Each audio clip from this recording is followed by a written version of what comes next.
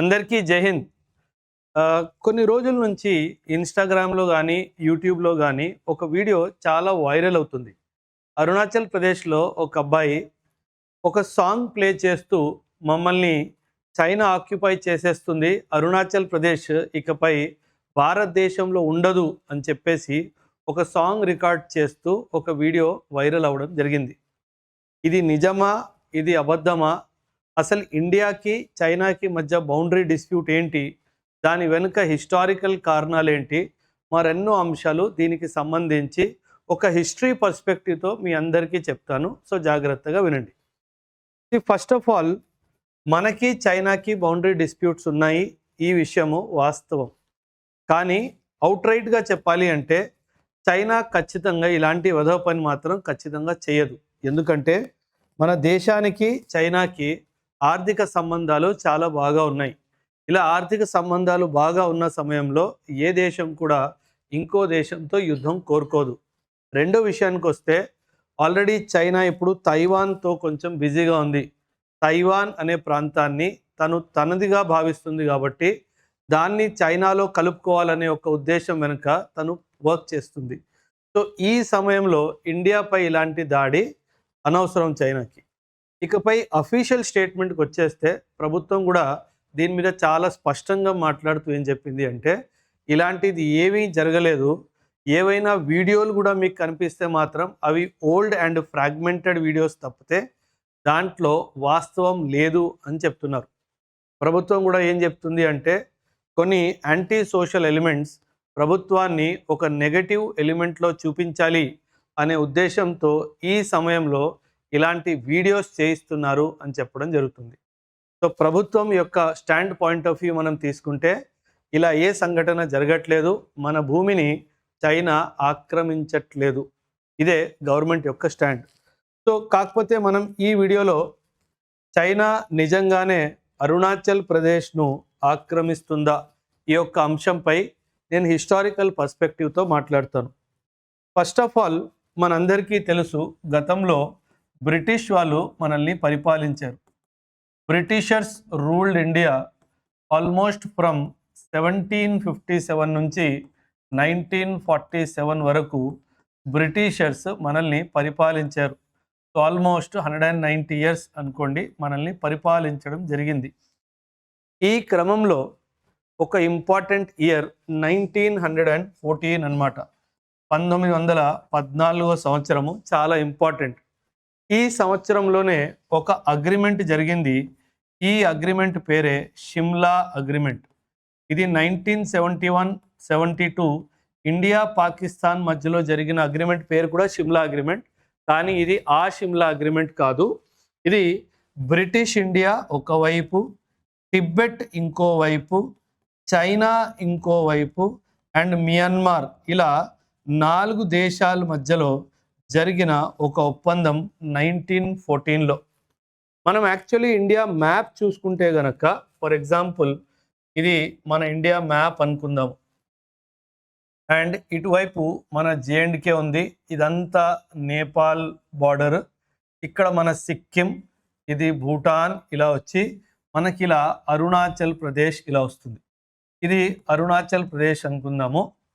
Actually ఇది ఈ ప్రాంతం పేరు అక్సై చిన్. చాలా ఇంపార్టెంట్ మన డిస్కషన్కి ఈరోజు, దీని గురించి కూడా నేను మాట్లాడతాను. నౌ ఇది నేపాల్ ప్రాంతము, ఇది సిక్కిం ప్రాంతము, ఇది భూటాన్ ప్రాంతము, ఇది అరుణాచల్ ప్రదేశ్. దీనికి నార్త్లో టిబెట్ అనే ఒక దేశం ఉండేది.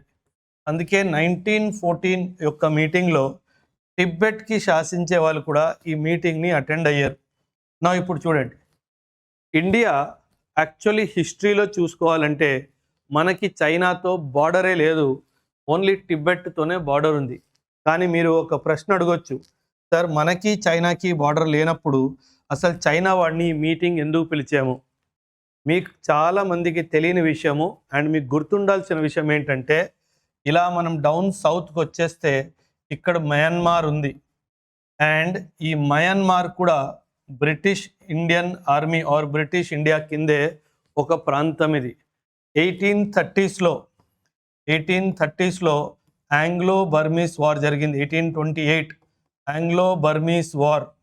అండ్ ఈ ఆంగ్లో బర్మీస్ వార్ అప్పట్లో మన బ్రిటిష్ ఇండియన్ ఆర్మీ వాళ్ళు బర్మా వాళ్ళని ఓడించి ఈ యొక్క ప్రాంతాన్ని మన దేశంలో కలిపారు. దాన్ని బ్రిటిష్ ఇండియన్ ప్రావిన్స్లో దీన్ని కూడా కలపడం జరిగింది.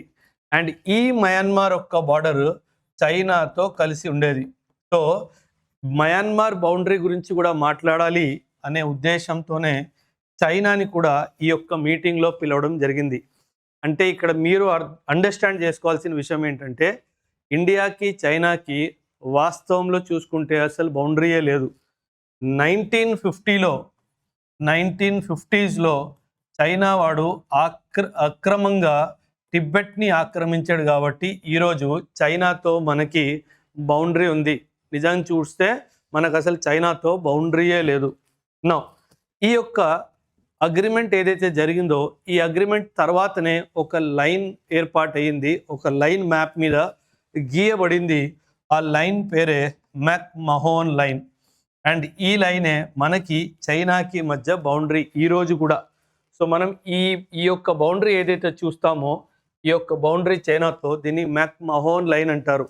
కానీ ఈ మీటింగ్ తర్వాత చైనా ఈ మెక్-మహోన్ లైన్ని యాక్సెప్ట్ చేయలేదు. అండ్ చాలా తెలివిగా చైనా కొన్ని ఎక్స్ప్లెనేషన్స్ ఇచ్చింది. చైనా ఏమన్నదంటే ఇది బ్రిటిష్ ఇండియా వాళ్ళు ఈ యొక్క అగ్రిమెంట్ని సైన్ చేయిస్తున్నారు. బ్రిటిష్ వాడు ఇండియా వాడు చెందినవాడు కాదు. హీజ్ అన్ ఇంపీరియల్ ఫోర్స్, అంటే బయట దేశం నుంచి వచ్చి ఇక్కడ పరిపాలిస్తున్నాడు కాబట్టి బౌండరీ అగ్రిమెంట్ సైన్ చేసే అర్హత ఒక ఇంపీరియల్ ఫోర్స్కి లేదు అని చెప్పడం జరిగింది. దాంతోపాటు మొదటిసారిగా ఫస్ట్ టైం చైనా ఒక స్టేట్మెంట్ ఇచ్చింది.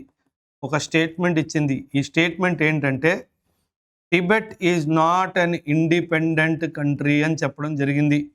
Tibet is not an independent country. Tibet వాడు నిజంగా చెప్పాలంటే ఫస్ట్ టైం షాక్లో పోయాడు. How come China say that Tibet is not an independent country. దీనికి కూడా ఒక చిన్న గతం ఉంది. హిస్టరీ తెలియాలి.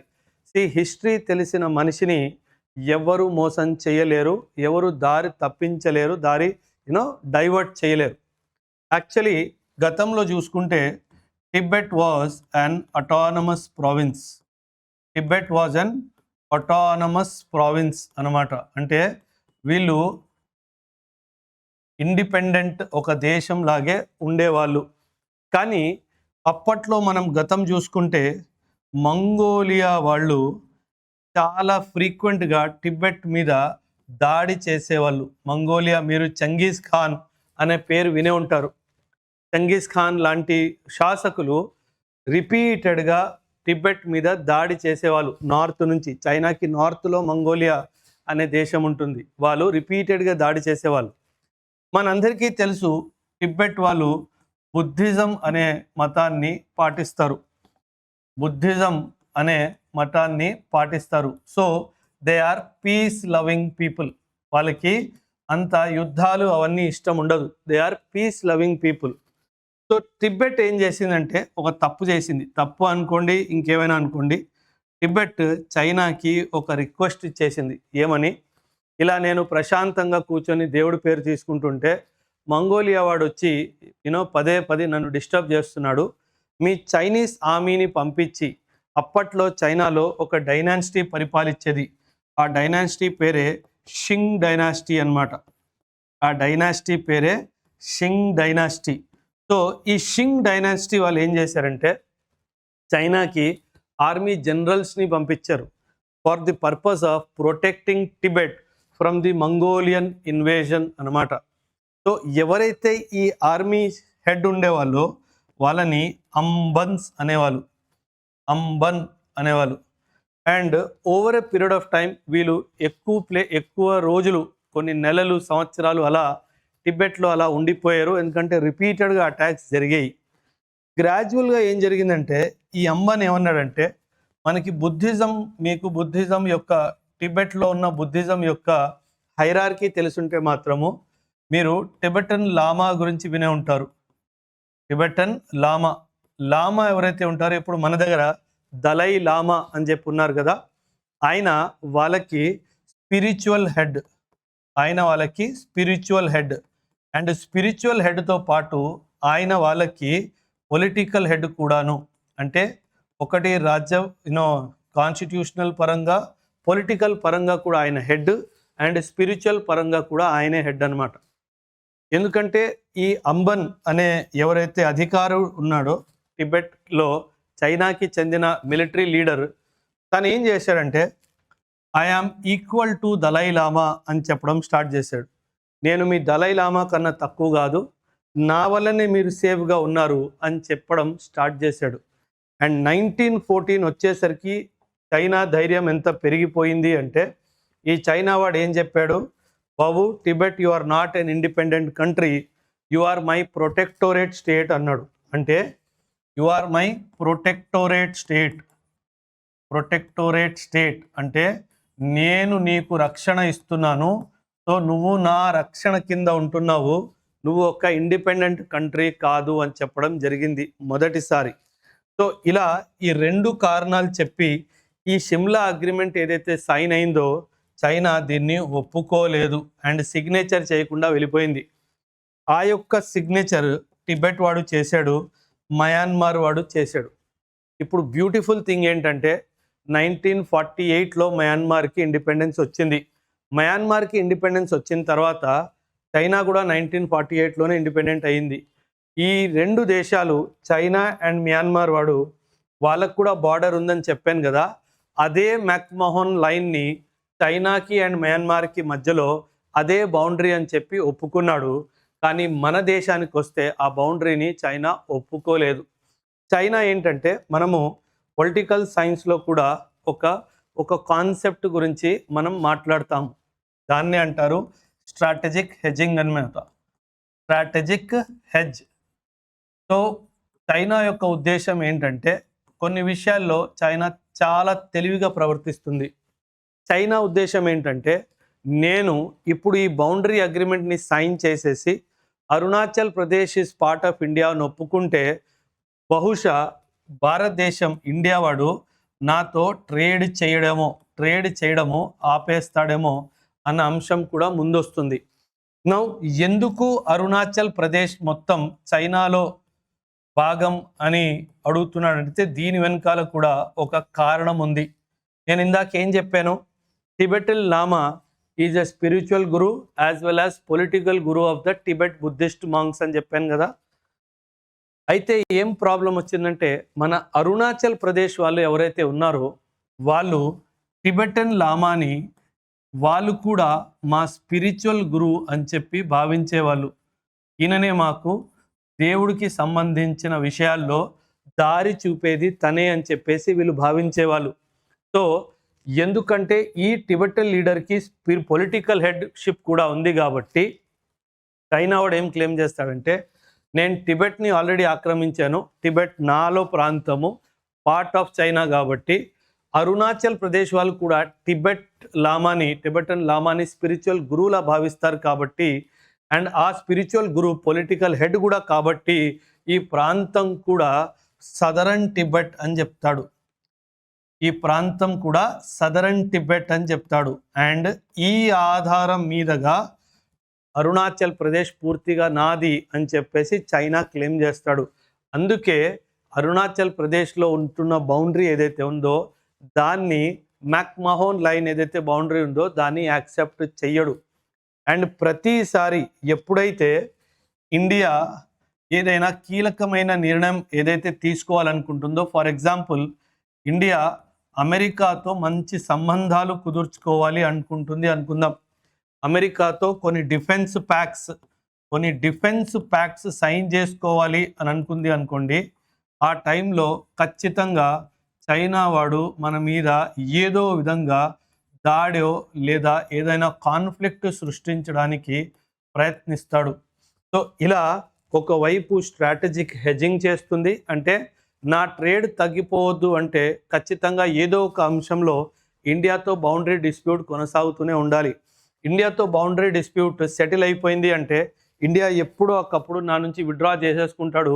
నాతో ట్రేడ్ చేయకుండా south east Asian countries Myanmar కానీ, వియత్నాం కానీ, లావోస్ కానీ, కంబోడియా కానీ, ఇండోనేషియా కానీ, సింగపూర్ కానీ మలేషియా కానీ ఇలా ఆ దేశాలతో ఎక్కువ చేస్తాడు, నాతో తగ్గించేస్తాడు అనే భయం చైనాకి ఎప్పటికీ ఉంది. సో ఆ భయం నిజం అవుతుంది అనే భయంతో ఈ యొక్క అంశాన్ని బార్డర్ డిస్ప్యూట్, అన్సెటిల్డ్ బార్డర్ డిస్ప్యూట్స్ని ఒక స్ట్రాటజిక్ హెడ్జ్ లాగా ఇండియాకి విరుద్ధంగా వాడడానికి ప్రయత్నిస్తాడు. ఇది చైనా యొక్క బుద్ధి అన్నమాట. సో ఏదో ఒక విధంగా ఈ డిస్ప్యూట్ని కొనసాగిస్తూ ఉండాలి, రెండో వైపు ట్రేడ్ చేస్తూ ఉండాలి అన్నది చైనా యొక్క అభిప్రాయం. ఇక్కడ ఇంకో చిన్న కాన్సెప్ట్ కూడా ఉంటుంది.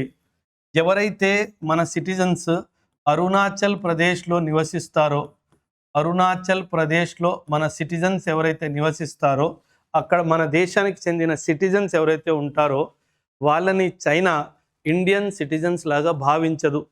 వీళ్ళకి మనం ఇండియన్ పాస్పోర్ట్ ఇష్యూ చేస్తాం కదా, వీళ్ళు ఒకవేళ చైనాకి వెళ్తున్నట్టయితే వాళ్ళ పాస్పోర్ట్ మీద చైనా స్టాంపు వెయ్యదు. ఏం చేస్తుందంటే వాళ్ళ పాస్పోర్ట్ మీద డైరెక్ట్గా స్టాంపు వేయకుండా ఒక వైట్ పేపర్ని పాస్పోర్ట్ మీద పిన్ చేస్తుంది. దీన్నే స్టేపుల్డ్ వీసా అంటారు. అంటే డైరెక్ట్గా పాస్పోర్ట్ మీద వీసా ఎంబసీ స్టాంప్ వేయకుండా ఒక పేపర్ పిన్ చేసి దాని మీద స్టాంప్ వేస్తుంది. ఎందుకంటే పాస్పోర్ట్ మీద వీసా స్టాంప్ ఇస్తే చైనా అరుణాచల్ ప్రదేశ్ ఇండియాలోనే భాగం అని ఒప్పుకుంటున్నట్టు అవుతుంది. కాబట్టి ఈ యొక్క ఒక యాజ్ ఎ ఆల్టర్నేటివ్గా పిన్ పెట్టి స్టాంప్ ఇస్తుంది. అండ్ ఆల్మోస్ట్ ప్రతి ఇంటర్నేషనల్ ఫోరంలో ఇప్పటికి కూడా అరుణాచల్ ప్రదేశ్ నాలోనే భాగం అని చెప్పి చాలా కఠినంగా మాట్లాడుతుంది. చైనాకి ఒక పాలసీ ఉంది. ఆ పాలసీ పేరే వన్ చైనా పాలసీ. ఆ పాలసీ పేరేంటి? One China policy. ఎప్పుడైనా గుర్తుపెట్టుకోండి, ఏదైనా ఎగ్జామ్స్కి మీరు ప్రిపేర్ అవుతున్నా లేదా ఏదైనా సమావేశంలో చైనా గురించి మాట్లాడాలన్నా ఇది ఒక మంచి పాయింట్ అన్నమాట. ఈ వన్ చైనా పాలసీలో భాగంగా ఏంటి అంటే, ఏ దేశమైనా చైనాతో ట్రేడ్ చేయాలి అంటే వాళ్ళు ఈ వన్ చైనా పాలసీని యాక్సెప్ట్ చేయాల్సిందే. వాళ్ళు ఈ వన్ చైనా పాలసీని యాక్సెప్ట్ చేయకపోతే చైనా వాళ్ళతో ట్రేడ్ చేయదు. అమెరికా, ఇండియా, మరెన్నో దేశాలు కూడా, ఆల్మోస్ట్ అన్ని దేశాలు కూడా చైనా యొక్క ఈ వన్ చైనా పాలసీని ఆల్రెడీ యాక్సెప్ట్ చేసేసాయి.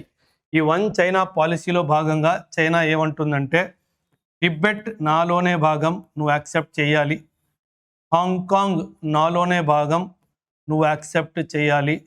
మెకావ్ అనే ఒక ప్రాంతం ఉంది, చైనాకి సౌత్లో ఉంటుంది, ఇది కూడా నాలోనే భాగం అని నువ్వు యాక్సెప్ట్ చేయాలి. And Taiwan is also integral part of China. ఇవన్నీ ఇంటీగ్రల్ పార్ట్ ఆఫ్ చైనా అని చెప్పి మనం యాక్సెప్ట్ చేస్తేనే మనతో చైనా ట్రేడ్ చేస్తుంది. ఇది చైనా యొక్క స్ట్రాటజిక్ స్ట్రాంగ్ హోల్డ్ అనమాట. ఎందుకంటే ట్రేడ్ విషయంలో ఈరోజు ప్రపంచం అంతా చైనా అవసరం ఉంది. అది క్రిటికల్ మినరల్స్ కానివ్వండి, క్రిటికల్ టెక్నాలజీ కానివ్వండి, సెమీకండక్టర్ ఇండస్ట్రీ కానివ్వండి, ఫార్మాస్యూటికల్ ఇండస్ట్రీ కానివ్వండి, ఏ టెక్నాలజీ విషయంలో అయినా చైనా ఆల్మోస్ట్ వరల్డ్కి మార్కెట్ లీడర్ ఈ రోజున. సో తన మార్కెట్ లీడర్ పొజిషన్ని తనకి అడ్వాంటేజ్గా తీసుకుంటూ ఇలాంటి డాక్యుమెంట్స్తో సైన్ చేయించుకుంటుంది. కానీ ఈ యొక్క వన్ చైనా పాలసీలో అరుణాచల్ ప్రదేశ్ గురించి మాత్రము ఎక్కడా రాయలేదు. సో అరుణాచల్ ప్రదేశ్ గురించి మాత్రం ఖచ్చితంగా ఎక్కడ రాయలేదు.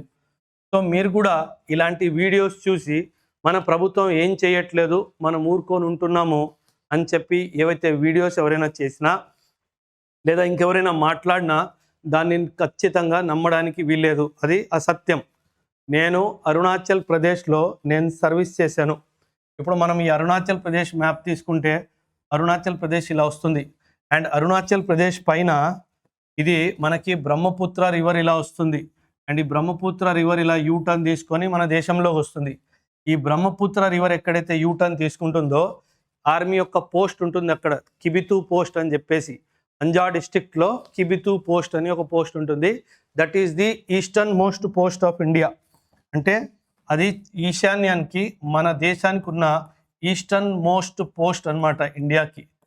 అండ్ ఈస్టర్న్ మోస్ట్ పోస్ట్ నేను ఆల్మోస్ట్ 2 years 2011, 12 or 13 ఇలా ఆ టైంలో 2 years నేను ఇక్కడ సర్వీస్ చేశాను. ఎక్కడైతే బ్రహ్మపుత్ర యూటర్న్ తీసుకొని మన దేశంలోకి వస్తుందో అక్కడ నేను 2 years ఆల్మోస్ట్ సర్వీస్ చేశాను. ఒక విషయం చాలా ఇంపార్టెంట్ మీరు గుర్తుపెట్టుకోవాలి. మన ఆర్మీ సోల్జర్స్ చాలా ఫార్వర్డ్ ఏరియా పోస్ట్‌ని హోల్డ్ చేసుకొనున్నారు. ఒకవేళ చైనీస్ ఆర్మీ లోపలికొచ్చింది అంటే ఖచ్చితంగా వాళ్ళు ఇండియన్ ఆర్మీ సోల్జర్స్‌ని ఫేస్ చేయాల్సి ఉంటుంది. సో, ఇలాంటి వీడియోలు రిలీజ్ చేసి ఊరికే ప్రజల్లో ఒక నిరుత్సాహము లేదా ఒక ఆవేశనని కలిగించాలి అనే ఉద్దేశంతోనే ఇలాంటి వీడియోస్ చేస్తారు. ఇంకా ఇన్‌ఫ్రాస్ట్రక్చర్ డెవలప్‌మెంట్‌కొచ్చేస్తే నేను ఆ టైమ్ ఫ్రేమ్‌లో ఉన్నానక్కడ. అక్కడ ఎటువంటి ఇన్‌ఫ్రాస్ట్రక్చర్ సదుపాయాలు ఏమీ లేవు. కానీ ఈరోజు 2026లో చాలా మంచి రోడ్స్ గానీ, బ్రిడ్జెస్ కానీ మన ప్రభుత్వము కన్‌స్ట్రక్ట్ చేయడం జరిగింది. మనం గతంలో చూసుకుంటే గత 70 సంవత్సరాలు ఆర్ 60 సంవత్సరాలు ఆఫ్టర్ ఇండిపెండెన్స్ మన ప్రభుత్వాలు ఒకదాని తర్వాత ఒక ప్రభుత్వము ఈ ఎంటైర్ సెక్టర్‌ని చాలా ఘోరంగా నెగ్లెక్ట్ చేసింది. ఎటువంటి ఇన్‌ఫ్రాస్ట్రక్చర్ డెవలప్‌మెంట్ చేయించలేదు. దానికి నేనే నిజ స్వరూపం. అండ్ ఎంత ప్రాబ్లమాటిక్ అయి ఉంటే తెలుసా? ఒకవేళ మనము జిప్సీలో అంటే ఒక వెహికల్‌లో కూర్చొని కొండపైకి వెళ్ళాలి అంటే సరైన రోడ్డు లేదు. చాలా వర్షాలు కురవడం వల్ల అక్కడ ల్యాండ్ స్లైడ్స్ జరిగాయి. ఎన్నో ఆర్మీ వెహికల్స్ ఇలా పైకెక్కుతున్న క్రమంలో కిందికి జారిపోయి లోవిలోకి వెళ్ళిపోయాయి. ఎంతో మంది కూడా చనిపోయేవాళ్ళు. కానీ ఎవ్వరూ పట్టించుకునే వాళ్ళు కాదు. కానీ ఈరోజు అక్కడ ఫార్వర్డ్ పోస్ట్ వరకు మంచి బ్లాక్ టాప్ రోడ్ ఉంది. సో, ఎటువంటి ప్రమాదం ఈరోజు జరగదు. 60 సంవత్సరాలు ఏమీ చేయకుండా వదిలేసిన వాళ్ళు ఈరోజు ప్రభుత్వం మీదకి వేలెత్తి చూపించడానికి ప్రయత్నిస్తున్నారు. లేదా ఇలాంటి వీడియోస్‌ని ప్రమోట్ చేసి ప్రభుత్వం మీద ఒక నిరాశని, ఒక దుఃఖాన్ని కలిగించడానికి అంటే ప్రజల మనసులో ప్రయత్నిస్తున్నారు. ఇవన్నీ మీరు నమ్మాల్సిన అవసరం ఖచ్చితంగా లేదు.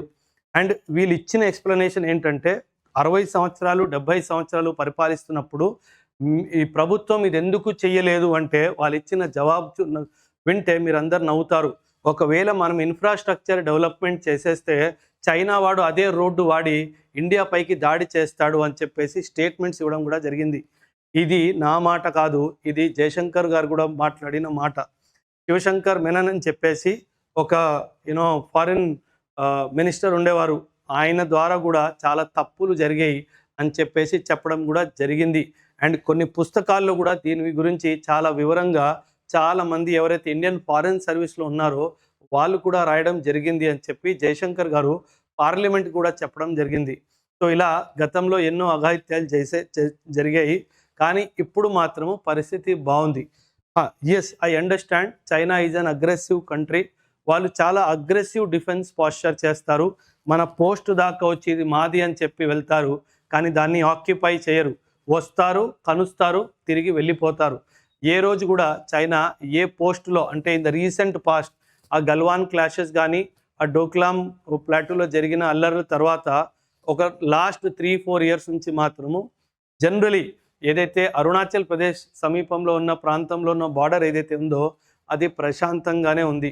సో, ఇదంతా అల్లర్లు సృష్టించాలి అనే ఉద్దేశంతో ఒక ఫాల్స్ నరేటివ్ మాత్రమే క్రియేట్ చేస్తున్నారు తప్పితే ఇందులో ఎటువంటి వాస్తవం లేదు. సో, ఈ యొక్క వీడియో మీకు ఎలా నచ్చింది? ఏంటి చైనా ఎందుకు ఇలా ప్రవర్తిస్తుంది? ఈ అంశంపై మీ అభిప్రాయాల్ని ఖచ్చితంగా కమెంట్స్‌లో తెలియజేయండి. అండ్ అదేవిధంగా ఎవరైతే ఇలాంటి మెసేజెస్, రాంగ్ రూమర్స్‌ని స్ప్రెడ్ చేస్తున్నారో వాళ్ళ గురించి కూడా మీ అభిప్రాయాల్ని ఖచ్చితంగా కమెంట్స్‌లో తెలియజేయండి. థ్యాంక్ యూ అండ్ జై హింద్.